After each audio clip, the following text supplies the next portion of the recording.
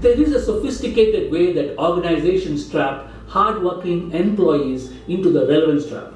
This is by what I call the weaponization of ownership. This is the work that exists mainly to compensate for a broken system, but is presented not as containment but as ownership. Hi, I am Weaponization, and this is one of my key premises in my new book, The Relevance Trap. This book is about why hardworking employees keep on working without getting promoted or raised in their ranking. First of all, do you think this happens? The answer may surprise you and could also be called controversial. I can almost imagine a few managers squirming in their seats as I say this. Well, here are the facts. In most mature organizations, managers do not usually force dependable professionals into unfair burdens, at least not openly. And in many cases, that is mostly true. But is that the whole truth? Not quite, I'm afraid.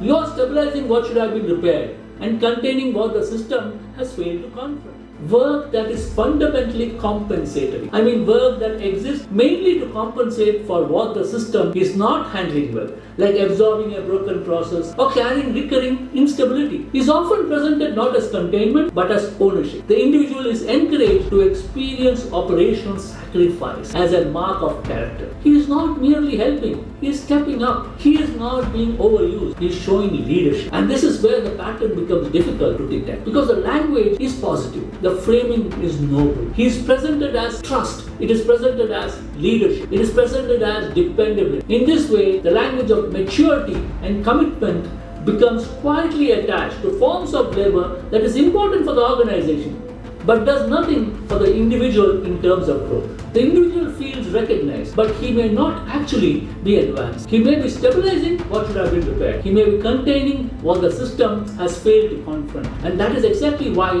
this becomes dangerous. Because when compensatory work is repeatedly renamed as ownership, the professional does not immediately feel exploited. He feels chosen. He feels morally affirmed. But over time, that pattern can become a trap. The person becomes highly valuable to the system, but not necessarily more visible or more strategically developed. So to answer the question, does this happen? Do managers sometimes pass on work that does not truly uplift the individual and do so under the guise of ownership? The short answer, yes it does. And that is one of the most sophisticated way the relevance trap sustains itself. Hi, I am Weaponization and I am the author of the book The Relevance Trap. The book is about how it starts, why it persists, and how can you break free. And the weaponization of ownership is one of many such reasons why professionals fall into the trap. Have you ever been told you are showing leadership when you are really just fixing a broken process? Let me know in the comments below.